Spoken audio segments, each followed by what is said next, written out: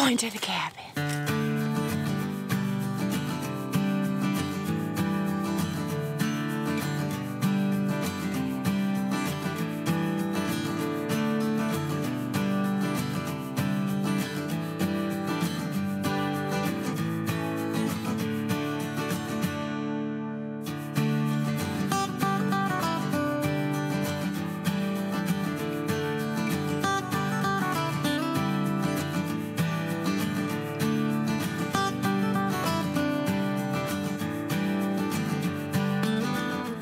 They're all loaded up finally. We're ready to head out. Heading to the cabin. It's about a 4-hour drive from here, but we'll show you along the way. Some pretty stuff to see.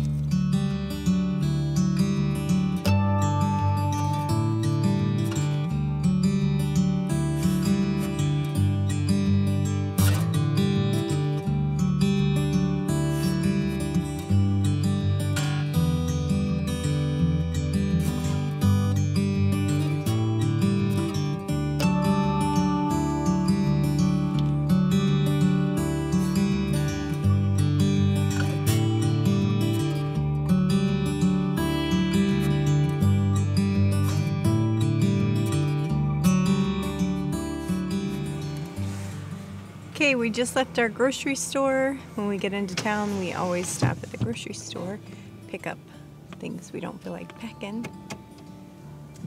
Abigail's about ready to get to the cabin. Are you being shy?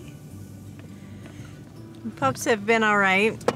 They're starting to get antsy. Todd, I spied a ton of fishermen at the river, so I'm sure he's gonna be anxious to get his pole in the water.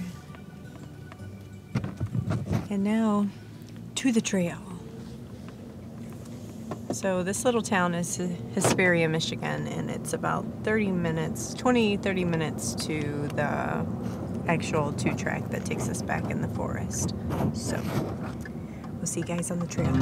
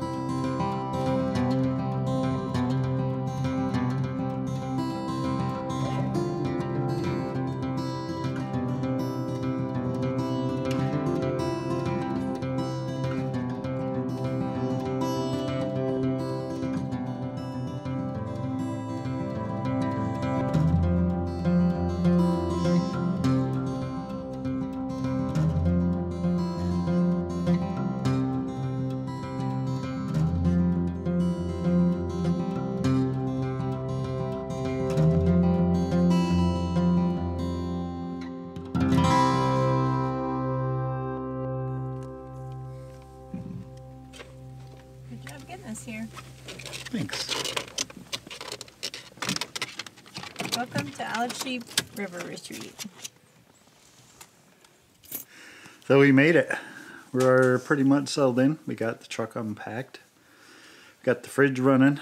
We got the wood stove going because it's pretty cold in here. It's about 40 degrees or so. Actually, Abigail did all that because she wants to practice getting the cabin started. Yes. so she can come up here with her girlfriends over the summer. I said, you can't do that until you've proven you can do it yourself. Yep.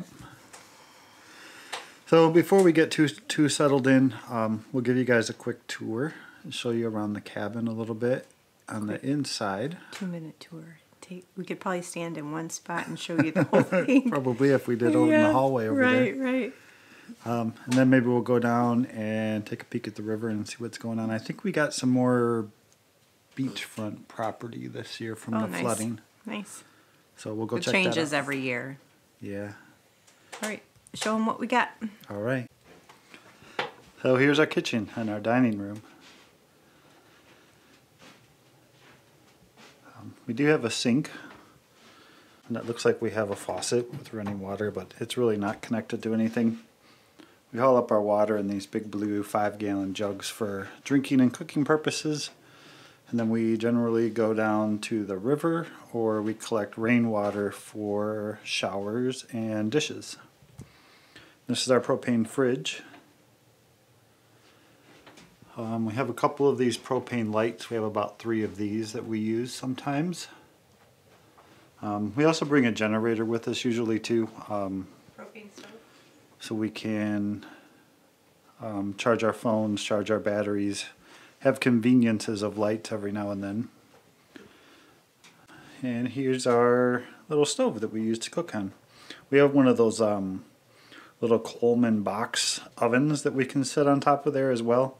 Rachel uses it to make biscuits and cookies and stuff like that every now and then. And our living room. And my family. Yeah. And then this couch pulls out into a bed. There's our little stash of some wood inside, and this is our wood stove made by Ashley. It was here when we bought the cabin, and it seems to work pretty darn well. In fact, sometimes I think it works too well. I think the last time I was here was in December, and it was about 20 degrees outside, and I had it up to about 85 in the house. So it works quite well. It's Mom and Dad's bedroom.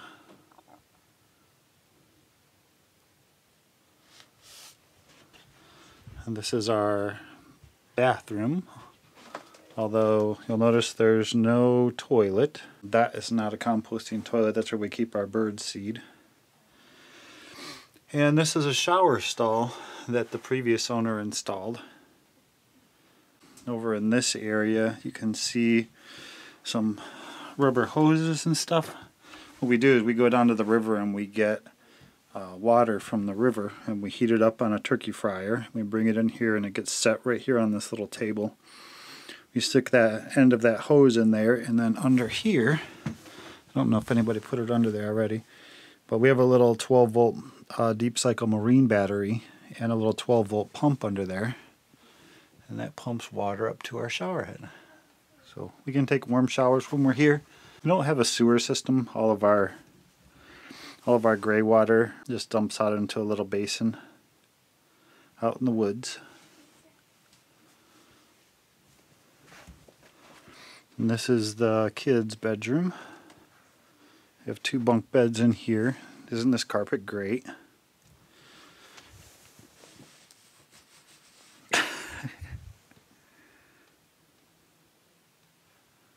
And so this is where our kids stay, or adult guests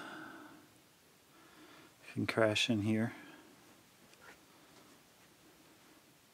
Some of the furnishings were here when we bought the cabin. Some of them we added. We try to keep things as vintage as we can. But like we said, quick tour. Doesn't take too long to see the whole place. Maybe we'll take you guys outside next. We'll go down that hill. Is where the river is. And we'll go down and check that out. So this is our little front porch.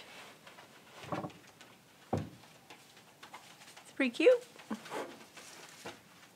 couple years ago I asked for rocking chairs for my front porch because there's nothing better than just sitting out here rocking and listening to the birds.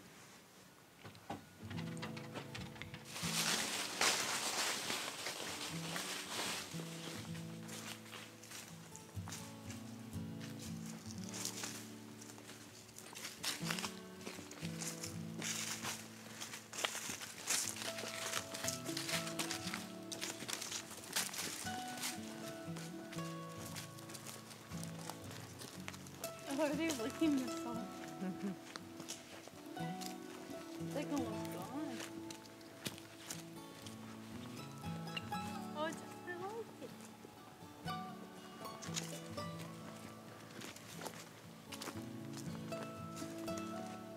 Yeah.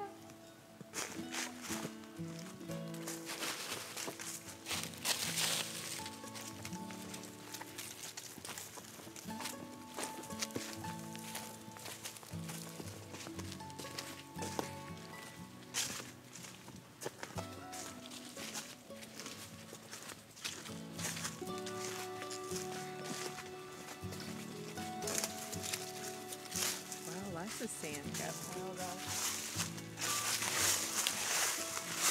Hey guys, Drew.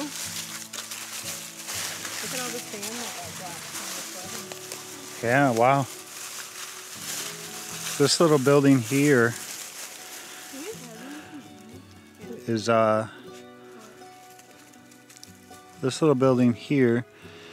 our goat shed. The land used to be, I don't know how many acres it was, do you remember? No, Like 140, 160 acres of land here. Used to be a Girl Scout camp years ago. Way off that way, there's where some of the Girl Scout little houses used to be. And this little shed right here was where they would keep goats. And they would take the little girls across this little bridge to come over here, and they would teach them how to milk goats. In fact, up at the main cabin, there's a small little milking stand that got left behind as well. But I think that place closed down in the 1960s, maybe? 1970s is when the Girl Scout camp closed down, but we don't really use this for much of anything. I keep my fishing waders in there sometimes and stuff like that, but I don't really use it for too much. It'll actually flood sometimes. We've seen it up about 3-4 blocks high of water from the river flooding in the spring when the snow melt happens. And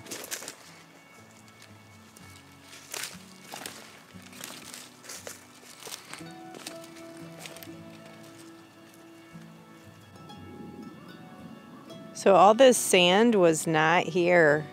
This is all from the river being flooded super high and pushing the sand up. So I don't mind that at all. But the thing is it changes every single year. So some years you're gonna come here and your beach is gonna be super tiny. Other years you're gonna come and your beach is huge. So you just never know what you're gonna get after the winter. Just look at that, how big that hill is right over there. Yeah. It looks a lot taller. Right. Like last year, we hardly had a beach at all, so I bet this year is going to be a good one. So this is what Rachel typically calls her beach area. And it looks like we got quite the heavy dose of sand deposited this year. Much appreciated, Mother Nature. Now I can actually come down here and soak up the sun. He even got a lot of sand on his end, though, too. Yeah. Usually the way the river curves like that, it dumps it all on the inside of the turns. Yeah. It must have been really high. Yeah.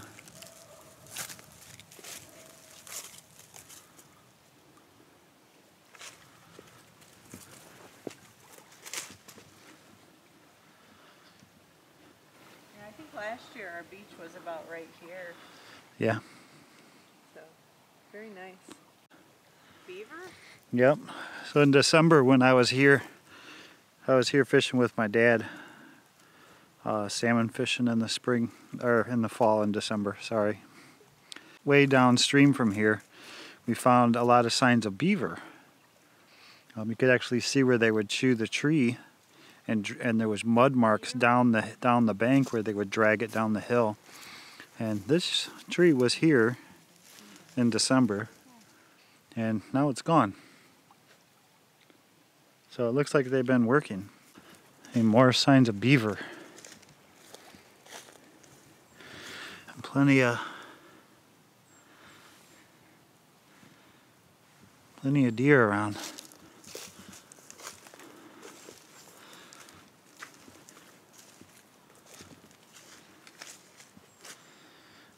Yep, That whole tree right there. Beavers got it.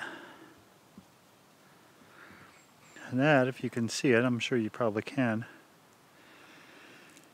is the old bridge that the Girl Scouts used to use to get from their camp across the river over to our land where the goats were.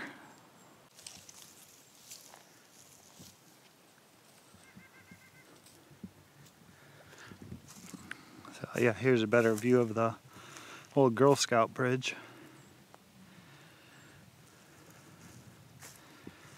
And there's the big log that the beavers cut down. I don't know what they're doing with it all. Usually when they cut down stuff that big, they usually try to dam something up, but I guess maybe they've been trying to dam this up, but they haven't been too successful. Back that way is the cabin, so I'm gonna head up that hill. Well, made it. This ridge line is a pretty place of our property, I tell you what. These giant old trees.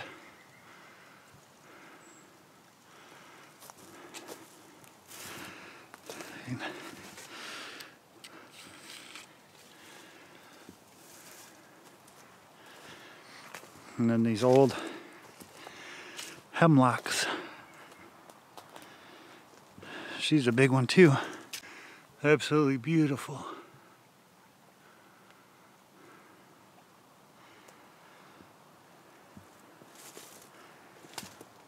You usually tell hemlocks pretty good.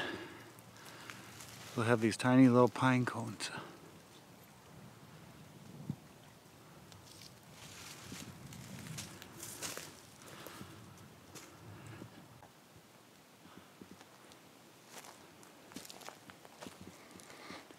And here's the view of our cabin from the outside.